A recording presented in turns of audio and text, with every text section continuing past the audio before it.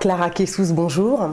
Bonjour René. Alors je suis ravie de te recevoir. Alors c'est très difficile de te présenter. Déjà on va dire que tu es artiste de l'UNESCO pour la paix, mais tu es aussi coach professionnel. Tu es enseignante et chercheur à Harvard University. Excusez-moi du peu. Et aujourd'hui, on te reçoit pour 10 000 raisons. Mais déjà, j'ai envie que tu me parles de la définition que tu fais de toi-même. Tu te définis comme une activiste. Explique-moi. Alors en fait, tu l'as très bien dit, moi avant tout, je suis quelqu'un qui utilise l'art pour pouvoir mieux transmettre et surtout mieux prévenir certains conflits. Pour moi, l'art, et en particulier l'art dramatique, c'est un moyen pour aider les autres à parler. Et donc, je vais voyager dans pas mal de contrées pour pouvoir aider des personnes en situation de syndrome post-traumatique, donc des femmes victimes de violences sexuelles, des réfugiés, des personnes qui ont connu des génocides, par exemple, pour aider à faire ce qu'on appelle la catharsis. Et c'est ça, l'artivisme, c'est en fait la combinaison entre l'artiste et l'activisme. Et donc, en fait, ça propose à un artiste de venir travailler avec la réalité pour essayer, en fait, d'avoir un impact social. D'accord. Alors, quelles sont aujourd'hui les preuves que l'on a, les preuves scientifiques, j'ai envie de dire, que cet artiviste, ou plutôt que la thérapie par l'art, marche? Comment on sait que ça fonctionne véritablement? Le 15 avril dernier, j'ai eu la chance d'organiser un colloque pour la Journée mondiale de l'art, exactement, qui a été faite pour la première fois en partenariat avec le Jameel Arts and Health Lab de New York, qui est soutenu par l'Organisation mondiale de la santé. Ce qui veut dire qu'aujourd'hui, nous avons un représentant à l'Organisation mondiale de la santé qui s'intéresse à l'impact scientifique, neuroscientifique de l'art au niveau de la santé mentale et de la santé physique. On a vu des résultats absolument incroyables. Tu peux donner des exemples Bien concrets? sûr, je vais donner des exemples concrets. Par exemple, pour des groupes, je pense au Tchad en particulier, des groupes qui ont suivi des séminaires d'art-thérapie par la danse ou même par le chant, on voit des situations de détresse qui vont être on va dire, descendu en termes de chiffrage à 80 voire 90%. C'est-à-dire c'est des personnes qui arrivent dans un état de désespoir et de stress intense et qui, suite à tout le programme d'art-thérapie, vont dire à la fin, au niveau des ressentis, et on va aller quelquefois jusqu'à mesurer tout ce qui est cortisol et dopamine, etc., au niveau hormonal, qui vont se dire aller beaucoup mieux et au niveau de la santé mentale, retrouver aussi confiance en eux. Donc c'est des choses qui sont très mesurables et qui sont aujourd'hui reconnues par l'Organisation mondiale de la santé. Et en fait, ça ne s'applique pas qu'au théâtre, hein. On le voyait bien lors de ton colloque du 15 avril. C'est vrai aussi pour la danse. Il y avait une dame qui expliquait que pour elle, la danse, c'était même sa première langue maternelle, en fait. Donc c'est pour la danse et pour tous les arts, n'est-ce pas, qu'il y a cet outil thérapeutique et aussi cet outil de paix. Exactement. J'avais découpé la Journée mondiale de l'art en 3 parties, art et santé, art et engagement sociétal, et puis art et éducation à la paix. On voit que tous les arts réunis viennent être des supports pour aider, au niveau dignité humaine, je dirais, les arts visuels, les arts du mouvement, les arts plastiques, bien sûr, et toute forme d'art, que ce soit, bien sûr, danse, dessin, théâtre, mais même cinéma, quelquefois, vient ici donner son dû, on va dire, à la société pour essayer d'alléger, on va dire, la souffrance aussi qui existe aujourd'hui. Alors tu as fait ce qu'on appelle, dans un langage que tu vas nous expliquer, de la diplomatie féminine, puisque le 27 avril, tu as signé, je cite, les accords de Sarah et de Hafar, je ne sais pas si on dit Hafar ou Hajar, je ne sais pas, tu me diras. Alors explique-nous un peu ce volet de diplomatie féministe, qu'est-ce que c'est et de quoi parlent ces accords? Alors quand tu m'as présenté, tu as parlé d'artiste de l'UNESCO pour la paix, et c'est vrai que l'artivisme fait partie d'un pan de mon travail important. L'autre pan, et tu l'as dit, c'est le coaching, c'est-à-dire aider des femmes à prendre la parole, en particulier des femmes qui vont être assez en vue, des femmes dirigeantes et pourquoi pas aussi des femmes dans la diplomatie. La diplomatie féministe, c'est simplement proposer aux femmes d'oser faire partie de gouvernements, les aider à pouvoir trouver la confiance en elles pour essayer de faire changer les choses. On sait qu'au niveau associatif, aujourd'hui, on a énormément de personnes qui se mobilisent. On connaît l'incroyable travail des guerrières de la paix. On voit ces masses de femmes qui veulent vraiment être ensemble,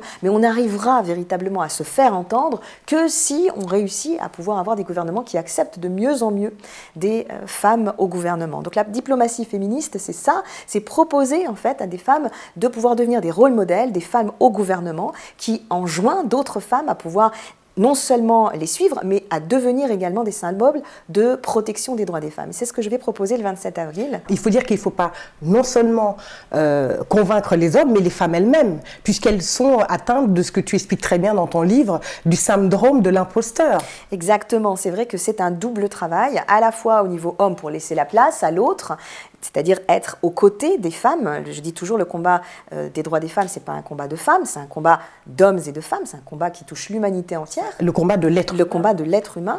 Et puis aussi proposer aux femmes d'oser. Oser penser qu'elles ont leur place aux côtés des hommes au gouvernement et faire la différence. Et c'est vrai que les femmes qui souffrent du syndrome de l'imposteur, généralement, elles ont quelques soucis vis-à-vis de l'estime de soi pour se dire « mais je vais réussir à être au gouvernement, c'est pas quelque chose qui va m'empêcher, par exemple, de développer une situation familiale ou autre ».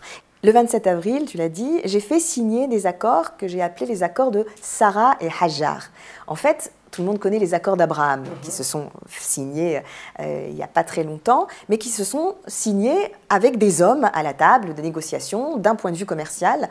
Et c'est vrai qu'on oublie souvent que dans ces pays, et que ce soit le Bahreïn, les Émirats arabes unis, Israël ou les autres pays, le Maroc ou le Soudan, il y a des femmes qui veulent faire la différence. Et je me suis dit qu'il est temps aussi de montrer que ces femmes, non seulement elles sont garantes des droits des femmes dans leur pays, mais elles doivent montrer au reste du monde qu'il faut avoir plus de femmes dans les gouvernements. Donc j'ai inventé ces accords qui s'appellent les accords de Sarah et Hajar, tout simplement parce que Sarah et Hajar étaient les premières femmes d'Abraham. Elles ont toutes deux été d'une loyauté sans faille, elles ont toutes deux eu des fils qui vont donner, bien sûr, l'incroyable civilisation dans laquelle nous vivons. Et sur laquelle reposent les trois religions, bien sûr. Et elles vont aussi faire preuve d'une résilience incroyable. Sarah, la prophétesse, Hajar, c'est la résiliente. Donc elles ont, pour moi, les qualités de cette femme qui est attendue aujourd'hui au gouvernement et qui est attendue aussi comme devant absolument prendre sur elle de devenir garante des droits des femmes. Alors, vous n'allez pas résumer tout votre travail d'experte en coaching professionnel ici, mais juste en quelques mots, quels sont les points d'ancrage sur lesquels vous vous basez pour convaincre ces femmes et pour leur faire savoir qu'elles sont capables en fait? Alors, déjà et avant tout, comme je me base sur des techniques théâtrales, c'est le corps. Donc déjà, on a un grand travail sur le fait d'oser prendre sa place, corporellement parlant. Donc ça touche la posture, ça touche la gestuelle, ça touche le regard, ça touche la voix. Donc il y a un gros travail à faire, et vous le savez très bien. Déjà, avant tout, pour essayer de s'assumer en tant que femme. C'est un corps qui, généralement, a été maltraité, peut-être pas forcément par les hommes, mais par la société, qui force la femme à suivre certains canons de beauté, à pouvoir être d'une grande minceur, ou de pouvoir être d'une grande... Enfin, bref, beaucoup de carcans sociétaux. Donc, essayez déjà de la rendre consciente que le corps qu'elle a, c'est un corps qui est à son service et qui va être là pour communiquer. Moi, le nombre de femmes, et peu importe leur niveau hiérarchique, qui me disent « je déteste voir mon visage ». Je leur dis « mais vous montrez votre visage à tout le monde, tout le temps ». Alors si vous détestez votre visage, partagez la souffrance de montrer votre visage à tout le monde, tout le temps. Et ça les fait sourire. Et du coup, on entame un gros travail à la caméra pour essayer de mieux comprendre comment mieux communiquer. Alors le but, bien sûr, c'est pas de formater la communication, mais de comprendre qu'est-ce qui est authentique chez moi par rapport à qu'est-ce qui est parasitant? Quels sont les tics de langage? Quelles vont être les différentes gestuelles qui vont être mal perçues? Donc il y a un grand travail et puis ensuite, bien sûr, on va travailler la mise en mots, la stratégie de prise de parole et puis la répartie. L'art de la répartie. Oui, c'est quelque chose que les femmes ont beaucoup besoin, surtout dans un monde masculin, quand on est dans un gouvernement, quand on est dans une direction générale. C'est quelque chose, l'art de la répartie, qui va être absolument nécessaire. Est-ce qu'il y a un secret pour avoir le mot juste ou cet art de la répartie? Comment est-ce qu'on le maîtrise? Le vrai secret, c'est déjà d'avoir trouvé un centre de gravité physique, corporel. Une fois qu'on est bien aligné, en fait, on va réussir à comprendre, parce que c'est une sorte de ricochet, un peu comme un flipper, de comprendre comment on peut jouer ou sur une sonorité de mots, ou alors sur la surprise en fait qu'on peut faire par rapport à quelque chose qu'on n'attendait pas. Je vous donne un exemple. On était au Comex dans une entreprise et eh bien, il y a un client qui arrive et qui demande à une femme qui fait partie du Comex, mais qui ne le savait pas, d'aller lui chercher un café. Classique. Eh bien, fantastique, c'est dans votre livre. Exactement. C'est fantastique. Et donc, la femme part, elle va faire couler le café, elle revient, et en fait, plutôt que de lui donner, elle va boire lentement le café devant lui, n'est-ce pas? Qu'il est délicieux. Elle lui dit qu'il est délicieux et qu'elle l'enjoint vivement à pouvoir s'en faire lui-même, puisqu'il est assez grand pour ça. Ça, si vous voulez, c'est excellent. C'est magnifique. C'est ça l'art de la répartie, c'est-à-dire utiliser, non pas se victimiser, parce que nous les femmes, même si c'est vrai qu'on a encore des situations terribles dans lesquelles nous sommes victimes, on ne veut pas jouer, contrairement à ce qu'on pense. On ne veut pas jouer avec cette image de victimisation. Au contraire, il est temps vraiment de pouvoir travailler à utiliser la situation et à la tourner en notre faveur. Alors, votre combat, on l'aura bien compris, c'est vraiment entendre la voix des femmes, et c'est ce que vous expliquez dans Femina Vox. Alors, j'ai envie de vous demander, que disent ces voix de femmes sur les droits humains dont elles sont souvent déprivées? Elles disent qu'il y a encore beaucoup de travail à faire. Femina Vox est en fait les actes du colloque que j'organise maintenant depuis 3 ans à l'UNESCO, qui est un colloque international pour la journée internationale des droits des femmes.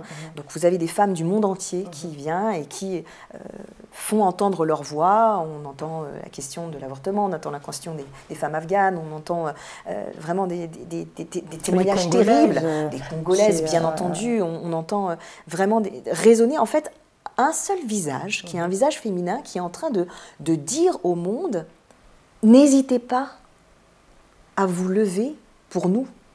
N'hésitez pas à vous mobiliser pour nous. Dans l'introduction que je fais, je dis qu'il y a des hommes qui sont des pirates des mers et qui se mobilisent pour sauver des baleines. Est-ce qu'on doit être des baleines, nous, femmes, pour que les hommes puissent se mobiliser et comprendre qu'il ne s'agit pas pour eux de renoncer à leur combat, mais que côte à côte, on est beaucoup plus fort. Donc ces visages de femmes qui apparaissent, qui émergent sur les droits humains, ils nous disent qu'aujourd'hui, non seulement on en est loin, pas seulement de la parité, mais juste du respect de la dignité humaine. Et c'est vers ça qu'il faut tendre. Aujourd'hui, quelqu'un qui ne respecte pas une femme au niveau de la dignité humaine, quelqu'un qui va bafouer les droits humains parce qu'il va être violent vis-à-vis de sa femme, c'est quelqu'un qui devrait comprendre qu'il bafoue sa mère, qu'il bafoue sa sœur, qu'il bafoue un être humain qui lui a donné naissance. Et ça, aujourd'hui, ce n'est pas encore quelque chose qui est... on va dire qui est automatique. Pas du tout, si on en croit les chiffres que vous citez. Vous dites dans Vox Femina, dans le monde, 736 millions de femmes subissent des violences sexuelles une fois dans leur vie, soit 30% des femmes de plus de 15 ans, environ une femme sur 3. C'est effrayant. C'est terrible. C'est terrible et malheureusement, ça ne va pas en s'améliorant. Alors heureusement, bon, on a eu bien sûr le hashtag MeToo qui nous a permis d'ouvrir les vannes. 2017. En 2017. Aujourd'hui, les vannes, elles sont tellement ouvertes que les hommes ne savent plus du tout où ils en sont. Ils ont très peur d'être taxés de machistes ou autres dès qu'ils commencent à essayer de faire la démarche de draguer et autres. Mais est-ce qu'on ne va pas trop loin, justement? C'est ça, mais le problème, et moi, on m'a posé récemment une question sur le féminisme en me disant, mais est-ce que le féminisme, c'est pas quelque chose de radical? Bien sûr que le radical est contraire à toute éthique. Maintenant, ce qu'il faut, c'est essayer de réveiller les gens. Réveiller les gens. Aujourd'hui, on a plus que la moitié de la population humaine qui n'est pas représentée. Les femmes ne doivent pas être cataloguées dans des minorités. On a plus de 52%. Donc vraiment, ce cri de Femina Vox, c'est juste réveillez-vous et au nom de vous-même, au nom de l'humanité dans laquelle vous voulez vous inscrire, bougez-vous. Vraiment, bougez-vous avec nous, parce que le combat est noble. Je vais citer le docteur Mukwege, qui commence son livre « La force des femmes », que j'ai eu la chance d'enregistrer récemment. De faire la voix. Voilà, de faire la voix. Eh bien, il commence comme ça en disant quand j'ai dit à mes collègues que je voulais me spécialiser sur la question de la femme et de la gynécologie, ils m'ont regardé en me disant « T'as des problèmes de couple ?» C'est incroyable. Incroyable. Et c'est pour ça que une des parties importantes du colloque qui a été fait le 8 mars dernier, c'était sur la masculinité positive, des hommes qui témoignent à visage ouvert en disant aujourd'hui, je ferai tout, non seulement pour essayer de faire en sorte qu'il y ait plus de parité, mais qu'il y ait aussi un mentorat, puisqu'on attend ça aussi, pour faire en sorte que les femmes puissent monter en compétences. Donc c'est vraiment vers ça qu'on essaye de tendre. Et c'est important qu'ils se souviennent que les hommes sont des femmes comme les autres. Oui, exactement, et que les femmes sont des hommes comme les autres. Absolument. Et que les mots ont une importance, n'est-ce pas, Clara? Parce que on le comprend bien dans votre livre. On devrait peut-être dire les droits humains et pas les droits de l'homme. Qu'en pensez-vous? Ah oui, ça c'est quelque chose de très important. Il y a un énorme travail aussi au niveau du langage. Alors, je ne vais pas parler de l'inclusivité, puisque pour moi, l'inclusivité, elle touche à la question du genre. Et la femme, pour moi, elle doit sortir de la question du genre pour vraiment être traité en tant que droit, non seulement pas d'une minorité, mais droit d'une majorité qui aujourd'hui doit être perçue comme faisant partie de l'humanité. Mais c'est vrai que continuer à parler des droits de l'homme avec un grand H supposerait qu'il y ait une femme avec un grand F. D'ailleurs, c'est une tribune que j'ai pu faire signer lors du 8 mars dernier. Donc revenons à une idée de droits humains, ce qui nous permet de faire comprendre que nous sommes là côte à côte pour le même combat. Merci beaucoup pour cette énergie, cette passion que vous avez pour faire entendre les voix des femmes. Vous connaissez la tradition dans cette émission. Votre livre de chevet, le livre qui vous a le plus ému, peut-être transporté ou changé. Et puis s'il y a un livre que vous voulez conseiller, on vous écoute. Alors René, moi, le livre de chevet que je voudrais mentionner, c'est Voyage autour de ma chambre de Xavier Demestre. C'est un livre très ancien, mais c'est un livre qui, moi, a été bouleversant à redécouvrir, surtout après le confinement. On est vraiment dans un siècle passé et on est à l'intérieur de cette chambre avec cet homme qui nous fait découvrir en fait le plaisir aussi de l'introspection avec une vraie réflexion ouverte sur l'humanité. Donc Voyage autour de ma chambre, pour moi, c'est un petit livre qui se lit rapidement, mais qui est une petite perle à découvrir.